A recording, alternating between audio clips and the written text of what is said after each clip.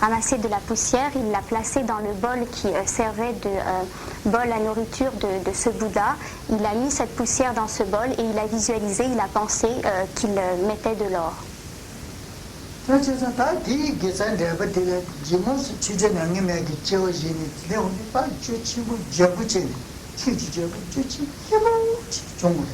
Et en résultat de cette action, à l'époque du Bouddha Shakyamuni, il a donc repris naissance en tant qu'un roi extrêmement riche qui possédait d'énormes richesses.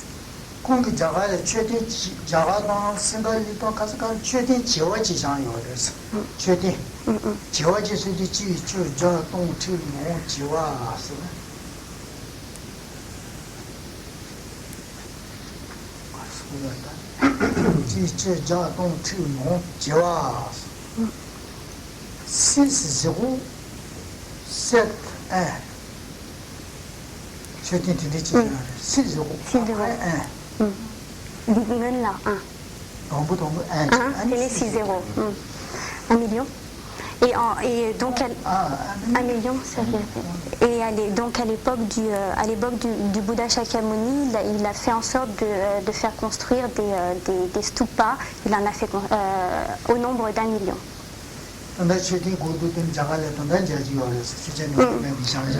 Et donc encore de nos jours, il est possible de visiter ces stupas, enfin un certain nombre de ces stupas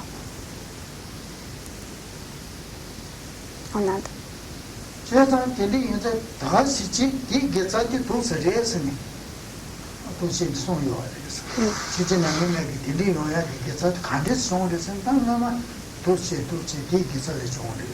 Donc cela pour expliquer la manière dont une offrande peut porter ses fruits et pour dire donc que même s'il n'avait rien, le fait de visualiser qu'il offrait de l'or alors qu'en réalité il offrait de la poussière lui a permis d'obtenir une renaissance extrêmement fortunée.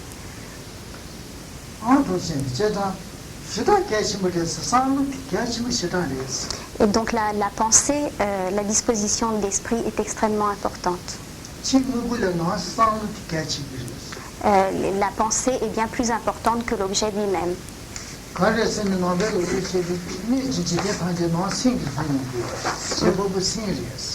Parce qu'en fait, dans l'enseignement bouddhiste, tous les objets extérieurs, ils sont produits par l'esprit. Ils sont appréhendés et produits par l'esprit.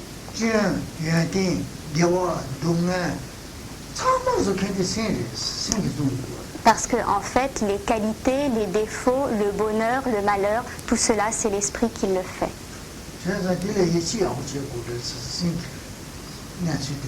Et il faut vraiment avoir foi dans cette affirmation, dans le fait que c'est l'esprit qui fait tout.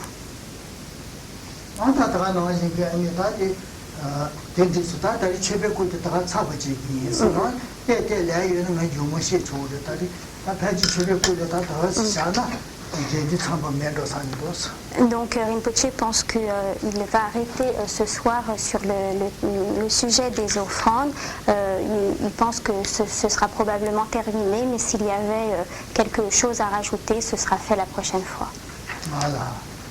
Fini, ce sera enseigné. Fini. Nous avons vu les deux premières branches de la pratique en 7 branches, c'est-à-dire la première branche qui concernait les prosternations, la seconde qui concernait les offrandes. Et aujourd'hui, nous allons voir la troisième branche qui est la contrition des fautes.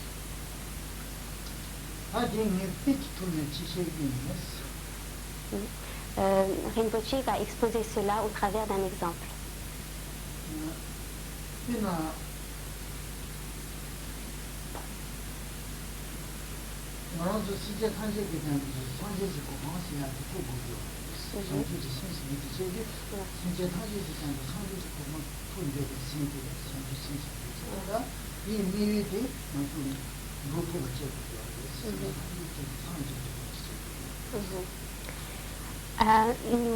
Ce qu'on appelle l'esprit d'éveil, c'est avoir le désir profond d'obtenir l'état de Bouddha pour venir en aide à tous les êtres.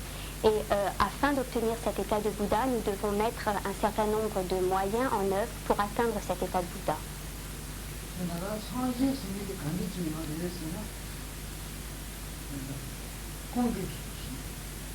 신주나 이보다 지고스는 양이 뭐 참 zen 짱마지 진짜 zen zen 짱마지 아? 안 쓰고 있지 아니 취시에나 담발로 손을 이렇게 그냥 투산 이야기는 세상지 쏠때 계속 소리지 그냥 계속 소리지 Un Bouddha, l'esprit d'un Bouddha est complètement purifié de tous les voiles, de toutes les fautes.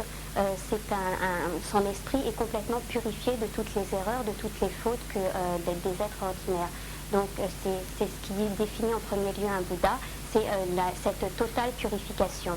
Et pour atteindre cette totale purification, il faut mettre en œuvre un certain nombre de pratiques, un certain nombre de méthodes, et notamment la pratique en 7 branches qui consiste à purifier les fautes et à accumuler des mérites. Donc c'est par la purification, d'une part par la purification des fautes et d'autre part par l'accumulation de mérites que l'on atteint cet état.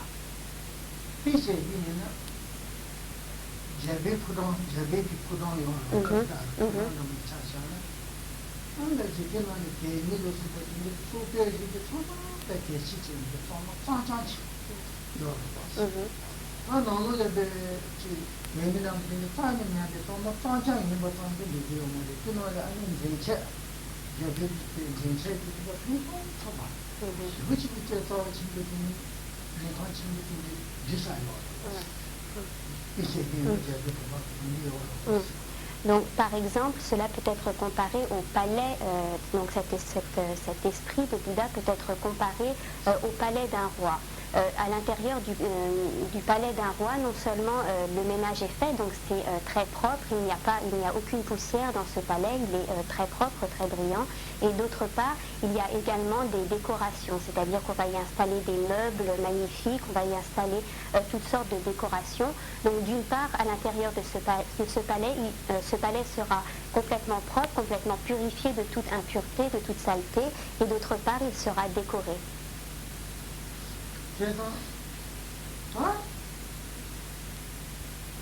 이니까 나중에 이는 제비 부도 나지기다 산제 고판스니 그때 되니 진짜가 있는 사람이 제지는 나중에 또 나보니까 아니 그나 제비 부도 되니 너가 나서 놓더야요 아니 계시 지들은 막 제니 개미도 파송을 줘야 되는 마찬가지 되고 약간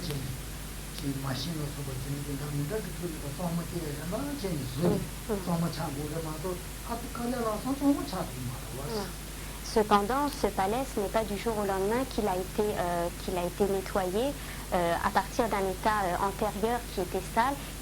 C'est progressivement que la saleté est retirée, c'est progressivement que l'on peut faire de ce lieu un lieu extrêmement propre. Et c'est également la même chose pour l'état de Bouddha.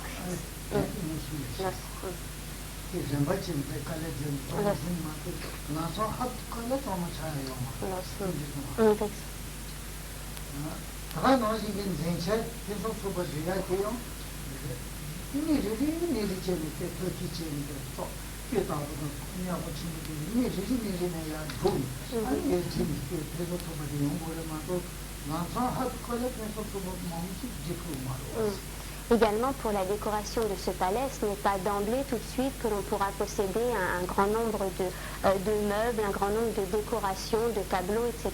qu'on pourra placer dans ce palais, mais ce n'est que petit à petit, progressivement, que l'on pourra obtenir toutes ces décorations.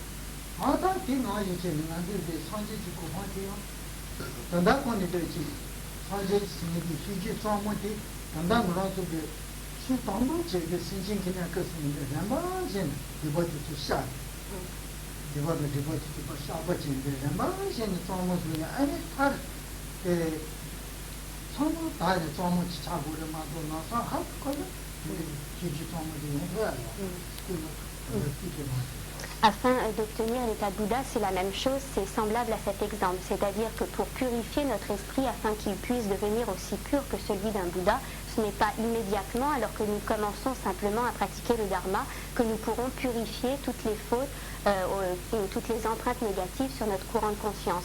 Mais ce n'est que progressivement, petit à petit, que nous pourrons effectuer des purifications qui nous mèneront à un état complètement pur.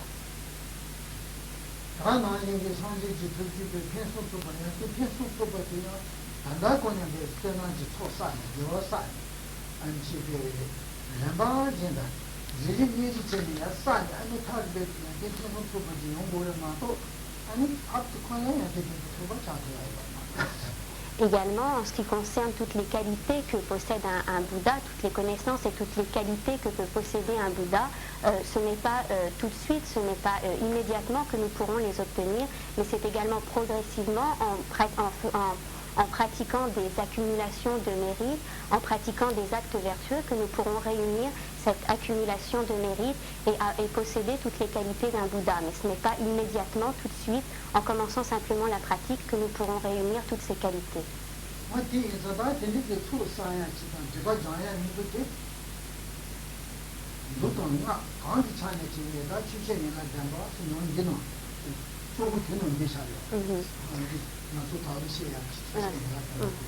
Aussi bien du côté des sutras que du côté des tantras, la pratique essentielle qui consiste à purifier les fautes et qui consiste à l'accumulation de vertus se trouve concentrée dans la pratique en cette branche.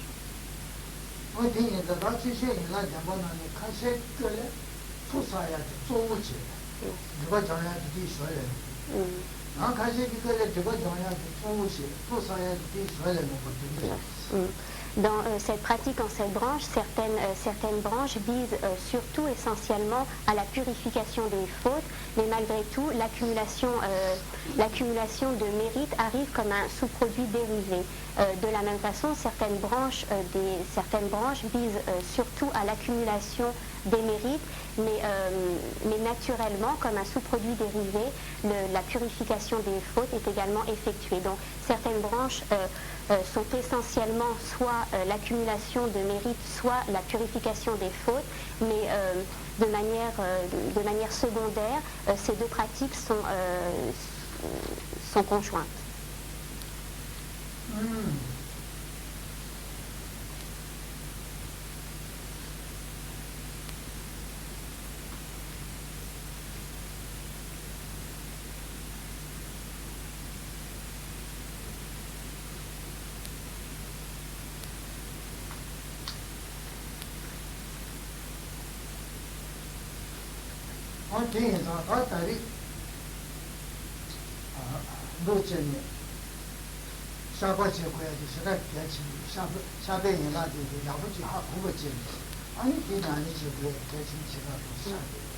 Il est très important de comprendre cette troisième pratique qui est la contrition des fautes, et il est très important également de la mettre en pratique.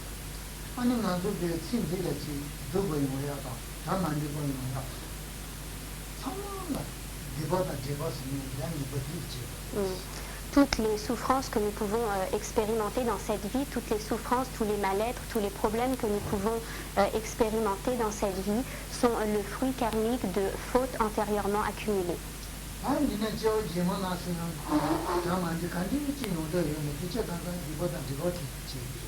Également, toutes les souffrances, tout le mal-être que nous pourrons endurer dans les vies suivantes, tout cela sera le produit d'une accumulation de fautes, d'une accumulation d'actions non vertueuses.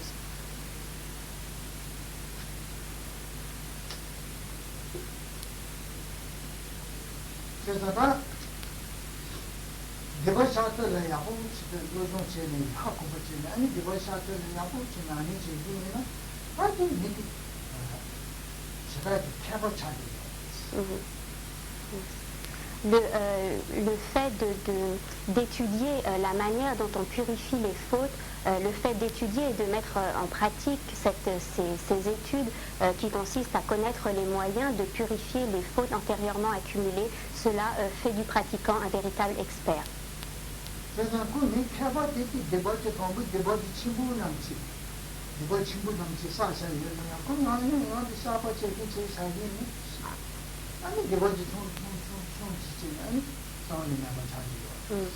En pratiquant, la contrition, en pratiquant la contrition des fautes et en employant toutes les méthodes pour purifier ces fautes, le pratiquant va d'abord éliminer toutes les fautes les plus grossières, le karma le plus lourd, et petit à petit, toutes ces fautes vont aller en s'amenuisant, tout son karma négatif va petit à petit diminuer jusqu'à ce que son esprit soit complètement purifié de toute trace négative.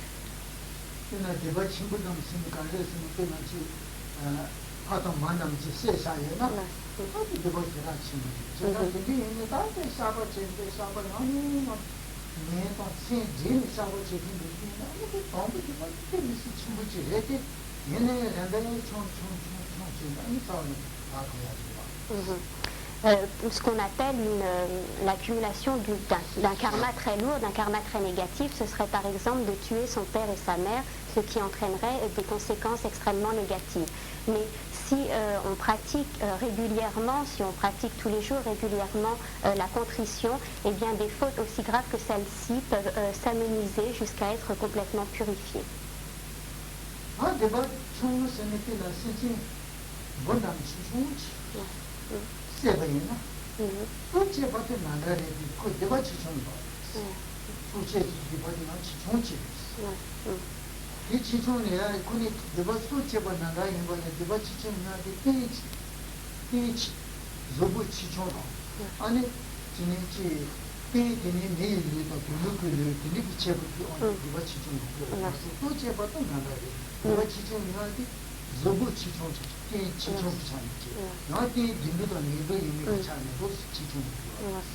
Ce qu'on pourrait appeler une faute moins grave, donc qui aurait moins de conséquences négatives par rapport au fait de tuer père et mère, ce serait de tuer un petit insecte.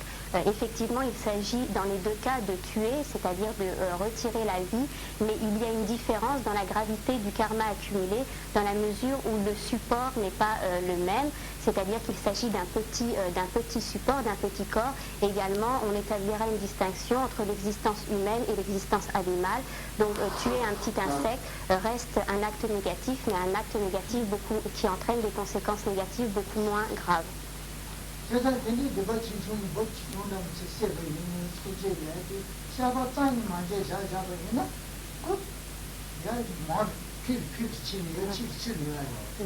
Cependant, il faut considérer le fait que si, après avoir tué un petit insecte, nous n'effectuons jamais de pratique de purification, le karma négatif va augmenter, va s'amplifier sur notre courant de conscience, et cela fera que nous aurons un karma négatif très lourd qui sera accumulé.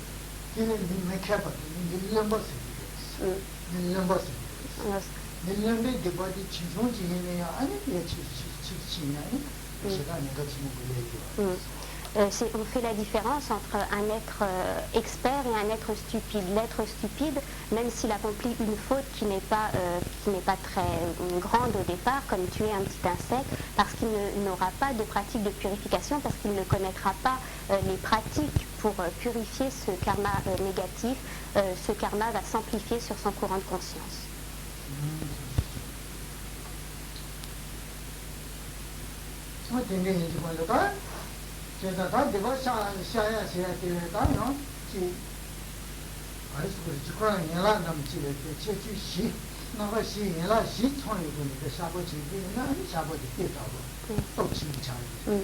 Lorsque l'on pratique la contrition, il est important d'associer à cette pratique 4 points. Si on associe ces 4 points à nos pratiques de purification des fautes, la purification est véritablement excellente.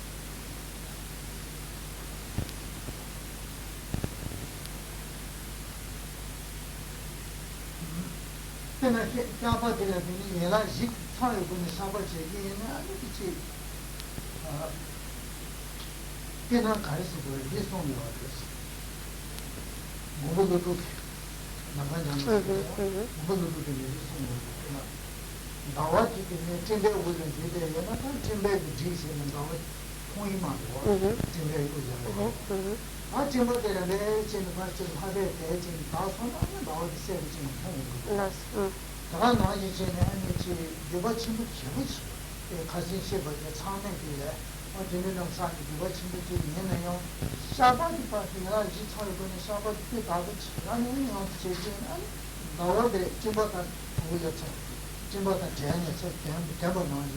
미디가 주디가 짜모지 차는 Lorsque la Lune est recouverte de nuages, on ne peut pas bien la voir, on ne la verra pas très distinctement. Par contre, s'il n'y a pas de nuages, on verra la Lune, on verra sa forme, on verra ses dessins de manière très claire. De la même façon, si Nagarjuna a dit que de la même façon, si nous pratiquons la purification des fautes en réunissant les 4 points qui vont être énoncés, si nous pouvons pratiquer cette purification, c'est comme si on regardait la Lune avec la Lune qui ne serait pas recouverte de nuages. C'est-à-dire que cette pratique a une très grande force. Si jamais nous pratiquons la purification des fautes sans utiliser ces 4 forces, c'est comme si nous regardions la Lune qui serait recouverte par les nuages. Si nous utilisons les quatre forces ou les 4 points qu'il est nécessaire de réunir à la pratique des purifications, nous pouvons purifier les fautes les plus graves, comme les 5 actes à conséquences incommensurables, comme tuer son père et sa mère, etc.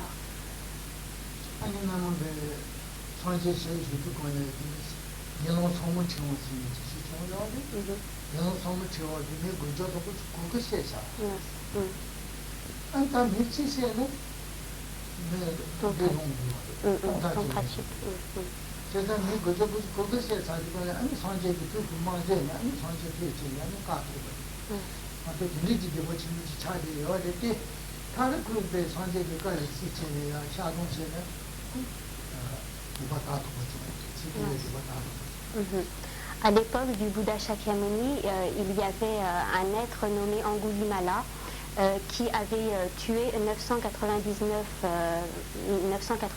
personnes et qui s'apprêtait à accomplir son acte négatif puisqu'il avait projeté de tuer 1000 personnes.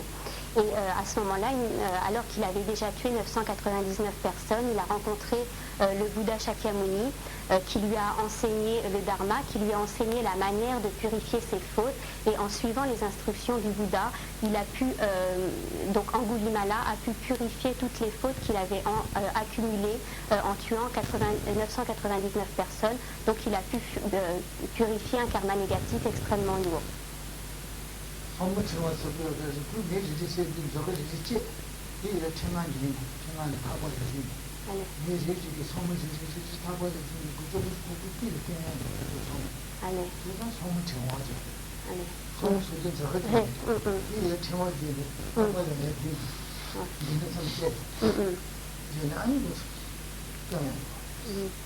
Son nom, donc en sanskrit on dit Angulimala, et en tibétain le nom qui lui est donné signifie le chapelet de doigts.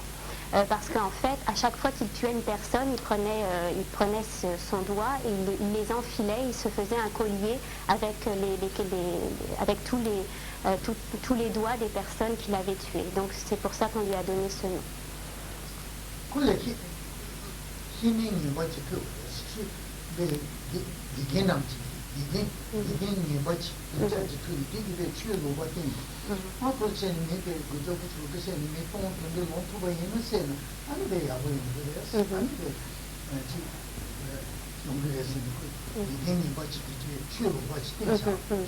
En fait, s'il avait accompli ces actes négatifs, c'est qu'il avait rencontré un mauvais maître, un mauvais professeur, qui lui avait enseigné que pour obtenir la prospérité, pour obtenir le bonheur, il lui fallait tuer 1000 personnes.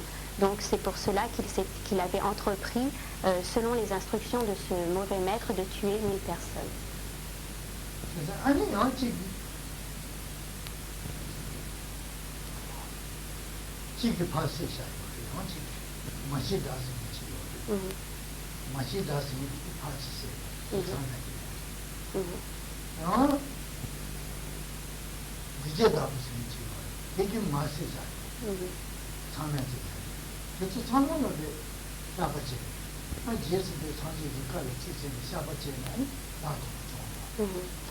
Également, il y avait à l'époque du Bouddha Shakyamuni 2 autres individus qui avaient commis des crimes incommensurables.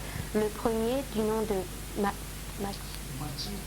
Machidra avait tué son père et le second, du nom de Vijay Dakpo, avait tué sa mère. Et ces deux individus ont donc rencontré le Bouddha Shakyamuni qui leur a enseigné des pratiques de purification et ils ont pu purifier, en pratiquant justement, correctement, ils ont pu purifier ce karma très lourd.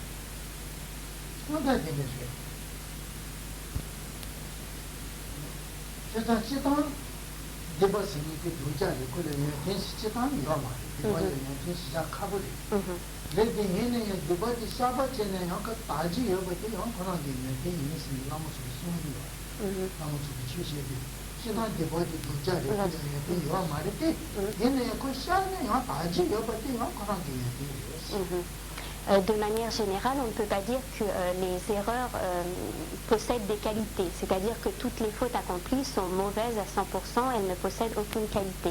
Cependant, on peut leur trouver une qualité, c'est qu'elles permettent en quelque sorte la pratique de la contrition, donc elles permettent la purification, donc elles permettent de pratiquer.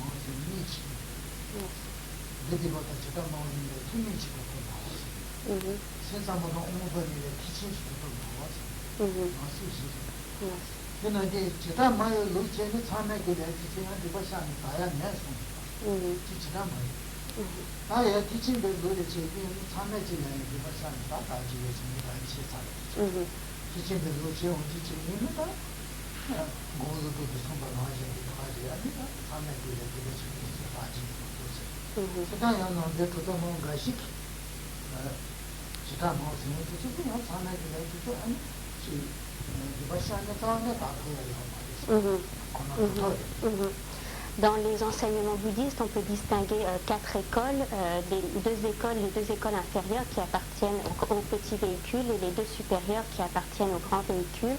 Et les deux écoles dites supérieures, c'est-à-dire l'école de l'esprit seul, Shittamatra, et l'école du Madhyamika, affirment que les fautes, même les fautes les plus graves, comme les 5 actes à conséquences incommensurables, peuvent être purifiées par la pratique. Alors que les écoles inférieures, notamment l'école des Vashika, affirment que ces fautes incommensurables, ces 5 actes incommensurables, ne peuvent pas être complètement purifiés par la pratique.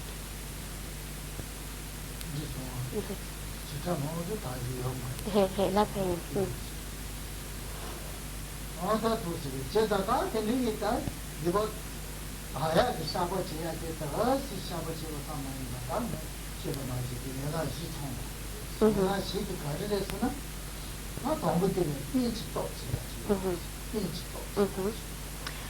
Donc lorsqu'on pratique la contrition, la purification des fautes, on a dit qu'il était important de réunir 4 points ou 4 forces. La première de ces forces est ce qu'on appelle la force du support.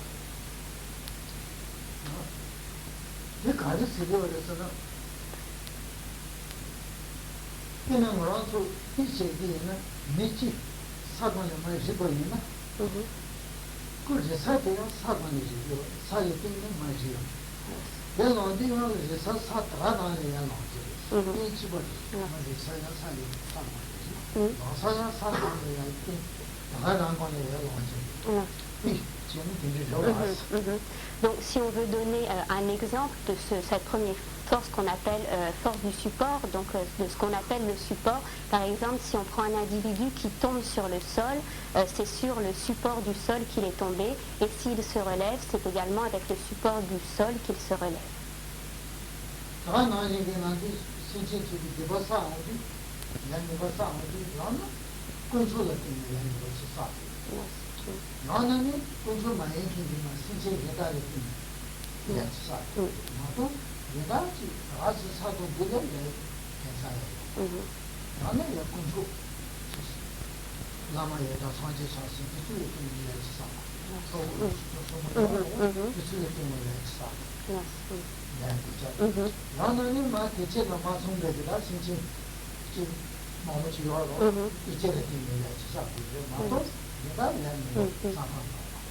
De la même façon, lorsque nous accomplissons des actes négatifs, c'est sur un certain support, nous accomplissons des actes négatifs ou bien sur le support des trois joyaux, donc envers les Bouddhas, les Bodhisattvas, les déités tutélaires, etc. Donc c'est ou bien envers des êtres supérieurs que nous accomplissons des fautes, ou bien envers les êtres, donc quels qu'ils soient. Nous ne pouvons pas accumuler, par exemple, accumuler des fautes sur la base de choses inanimées comme des pierres ou comme de la terre. C'est sur la base ou des êtres supérieurs comme les Bouddhas, les Bodhisattvas, etc. ou sur les êtres ordinaires, sur la base des êtres ordinaires. Donc c'est ce qu'on appelle le support.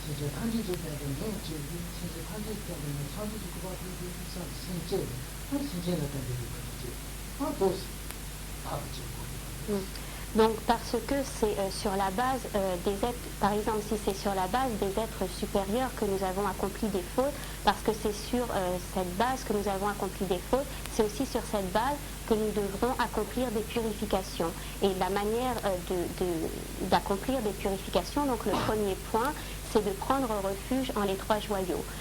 Si nous avons accumulé des fautes envers les êtres, donc quels qu'ils soient, si nous accumulons des fautes envers ces êtres, c'est aussi sur la base des êtres que nous devrons accomplir des purifications. Et cette purification se comprend dans le fait de générer l'esprit d'éveil, donc de penser pour le bien de tous les êtres, j'atteindrai l'état de Bouddha, donc de développer l'esprit d'éveil. Donc le support d'accomplissement des fautes et le support de purification des fautes est identique, comme la personne qui tombe et qui se relève sur la même base.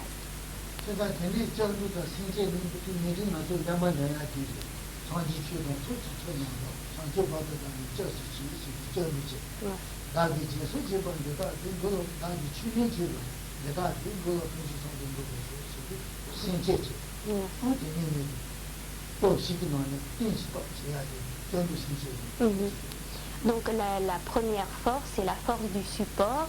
Et dans la formule que nous récitons, Sangye Chötang Soki Shoknamla, Changshu Bardu Dak Nikyapsuchi, ces deux premières phrases sont le refuge, c'est ce qui est appelé le refuge. Et les deux dernières phrases qui suivent, c'est ce qu'on appelle la naissance de l'esprit d'éveil. Donc dans le support est compris à la fois le refuge et la génération de l'esprit d'éveil dans la récitation de ce texte.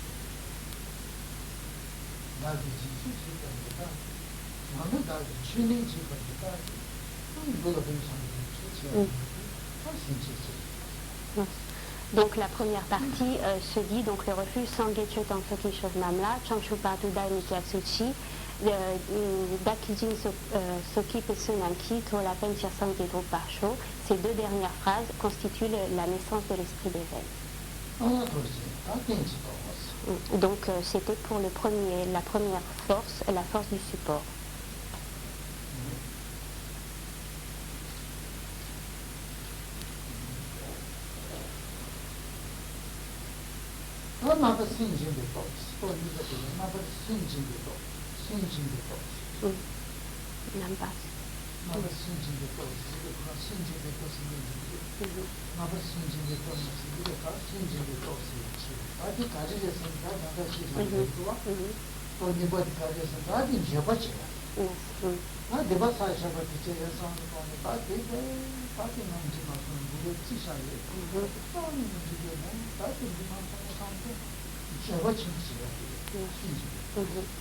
La deuxième force, c'est ce qu'on appelle la force du regret.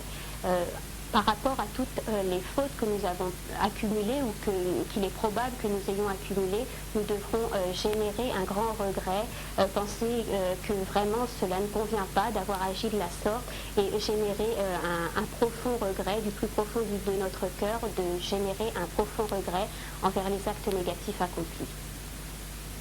je vois des traces, je vois du tout. On a dit que nous maison là, mais sont du cassé que dans le tout de Chine de ça. Nous sommes du tout qui cassé Chine de ça. Ça ne date tout de man shit ça. Chit tout de tada na de bachi, shima sa bachi. Chit tada na ya me bachi, na goya chi. Do su yo ni na. Andi 남양이 기미기다 야 다나 두들이 마시는 게 사대 너무 시사대 근데 더 나게 시대 다 나야다 시 많이 시진도 파지 나 간다 다 나게 또 간지 쓰냐고 그러고 다 맨날 간지 사고 나 나때서 나 두들 때다 때문에 공부하는 게 요래다 나 제가 항상 시부친 기억을 이루고 왔어 이게 나지 지키다 Lorsque nous pratiquons la force du regret, ce ne doit pas être un regret superficiel, mais un regret extrêmement profond. Prenons un exemple, si il y a 3 personnes qui ont mangé ensemble un gâteau qui est empoisonné. Parmi ces 3 personnes, l'effet du poison a été plus ou moins rapide. Il y a une personne qui est déjà morte par l'effet de ce poison. Il y a une personne qui est extrêmement malade, qui souffre et qui est sur le point de mourir, mais qui n'est pas encore morte. Et il y a une 3e personne chez qui l'effet du poison n'a pas encore eu lieu, qui n'est ni malade ni morte. Mais puisqu'elle a mangé le même gâteau empoisonné, elle sait très bien qu'elle va bientôt être malade et qu'elle va bientôt mourir. Et à ce moment-là, un regret très profond d'avoir mangé ce gâteau empoisonné va naître en son esprit. Elle va vraiment regretter cet acte d'avoir mangé de ne pas avoir évité de manger ce gâteau empoisonné. Et le regret que nous devons avoir par rapport aux fautes que nous avons accumulées devrait être de même intensité que cette personne qui a absorbé un gâteau empoisonné et qui est sûre d'être gravement malade et de mourir.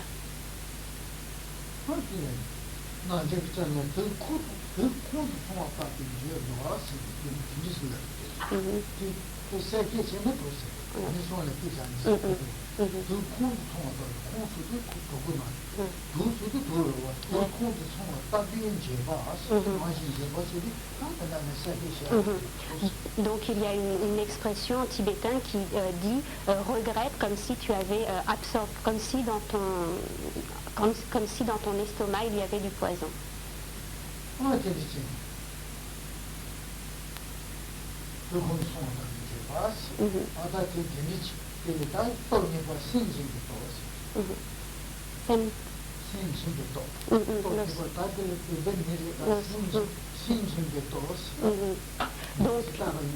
Donc on appelle littéralement cette deuxième force la force du regret généré en l'esprit, donc la force du regret.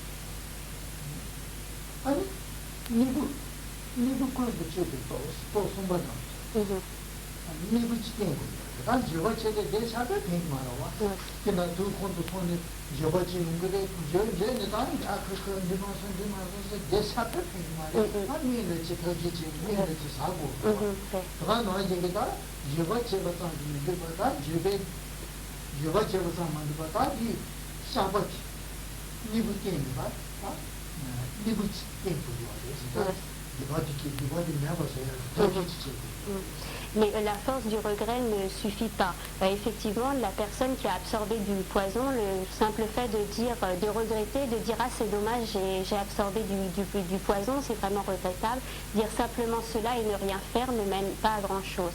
Donc de la même façon, utiliser la force du regret est certes très important, mais il faut également employer un antidote, comme la personne qui a absorbé du poison doit suivre un traitement médical. De la même façon, absorber des médicaments, de la même façon, la force du regret ne suffit pas, il faut appliquer un antidote.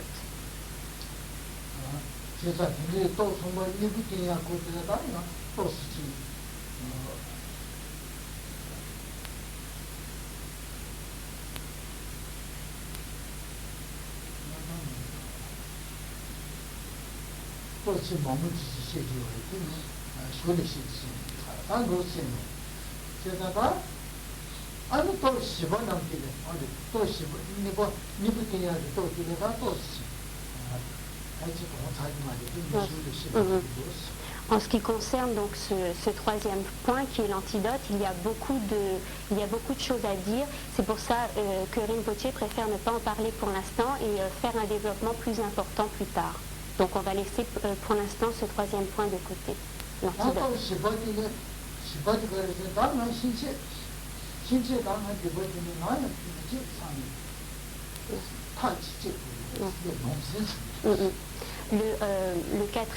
La quatrième force est le souhait, enfin générer la volonté ou le désir profond de ne pas recommencer dans l'avenir. Donc vraiment décider de stopper cette activité négative que nous accomplissions auparavant et de prendre la décision ferme de ne plus jamais recommencer.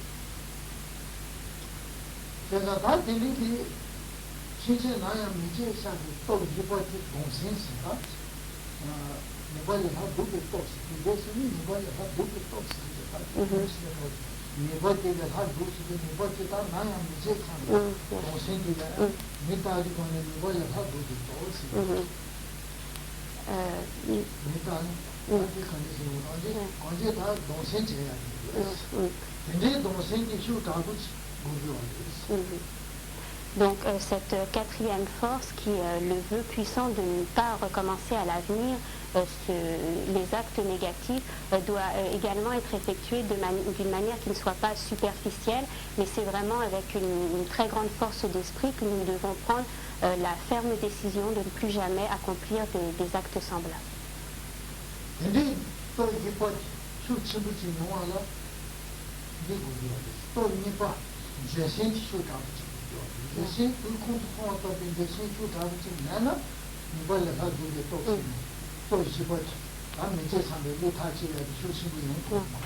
La deuxième force, la force du regret, et cette quatrième force sont en relation très étroite. Si la force du regret n'est pas puissante, si le regret n'est pas très fort, à ce moment-là, la quatrième force, la décision de ne pas recommencer, n'aura pas non plus tellement de force, de puissance.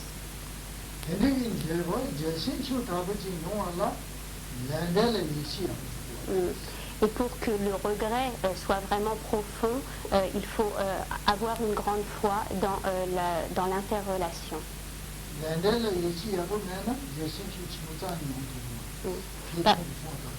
Parce que si on n'a pas une forte foi dans l'interrelation des phénomènes, dans la loi de la causalité, à ce moment-là, nous ne trouverons pas les raisons pour générer un grand regret.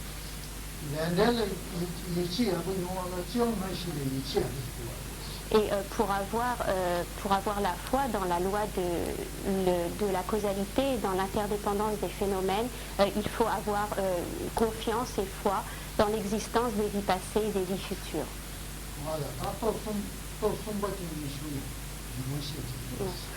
Cette troisième force, la force de l'antidote, la troisième force, la force de l'antidote, Rinpoche en parlera la prochaine fois.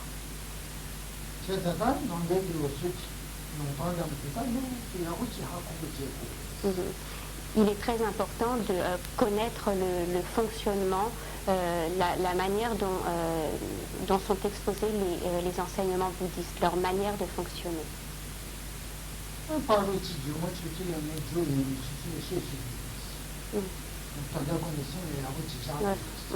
Donc vous gardez bien en esprit ce qui a été enseigné parce que Rinpoche ménagera dans l'avenir des temps pour vous laisser vous exprimer.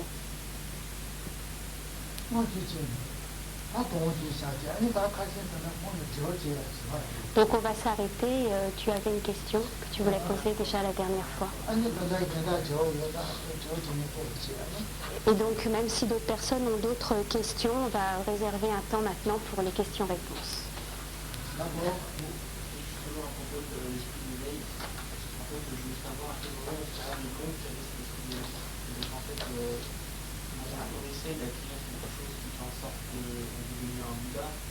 Quelle est en fait la preuve en soi-même, la personnalité, qui nous permet de savoir qu'on a vraiment géré cet esprit. Changchup Sem Kieya Taché Tanguye. Changchup Sem. Changchup Kisem Kieya Taché Tanguye. Tanguye. Il est Changchup Kisem Kietsa Yepa Kandes Agogire. C'est ce dieu-là. Kietsa Yepa Kandes Agogire. Taksen Yoreke.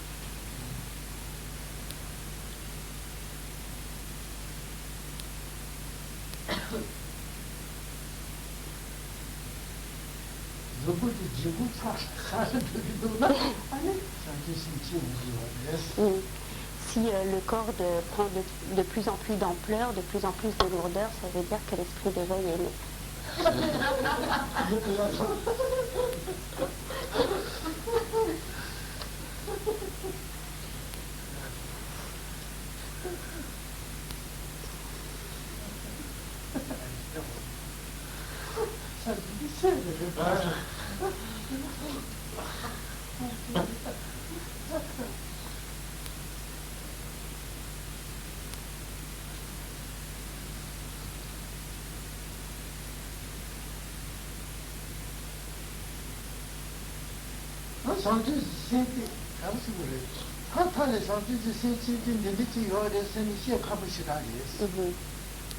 Il est très difficile de dire quand il y a telle ou telle manifestation, cela veut dire que l'esprit d'éveil est né. Il est très difficile d'exprimer cela.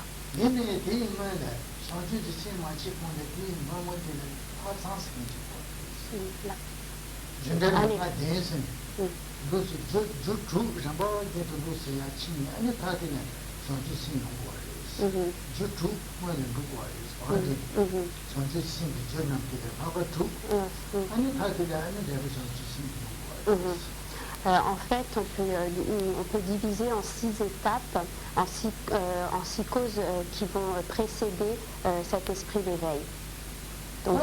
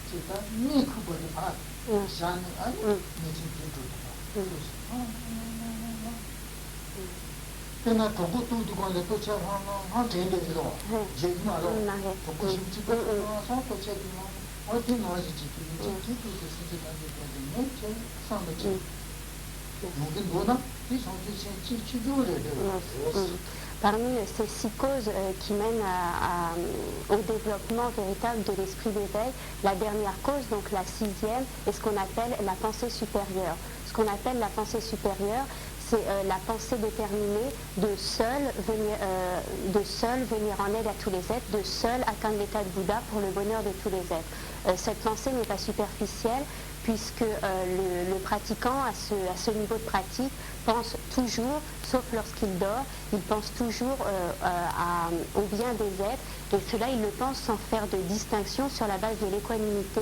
Il ne fait aucune distinction entre ses proches, entre ses ennemis, entre les personnes qui sont neutres, mais parmi les 6 classes d'existence, il considère avec équanimité tous les êtres, et il a le désir profond d'atteindre l'état de Bouddha pour venir en aide à tous les êtres. Donc c'est une pensée qui est constante, sauf pendant le temps du sommeil. De la même façon, lorsque quelqu'un a très faim, il pense toujours à manger, donc il pense toujours à se remplir l'estomac. De la même façon, le pratiquant pensera constamment, sans arrêt, au bien de tous les êtres, et pensera constamment à accomplir le bien de tous les êtres, et ceci sans distinction d'amis, de proches, etc.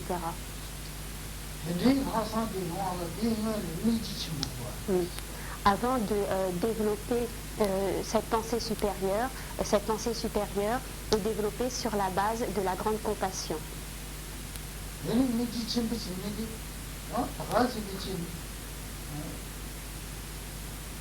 진짜 가시지는 민주주의를 말이에요. Également, cette grande compassion ne fait pas de distinction entre les êtres. Ce n'est pas une compassion qui est dirigée seulement vers quelques êtres, mais envers tous les êtres. Oui.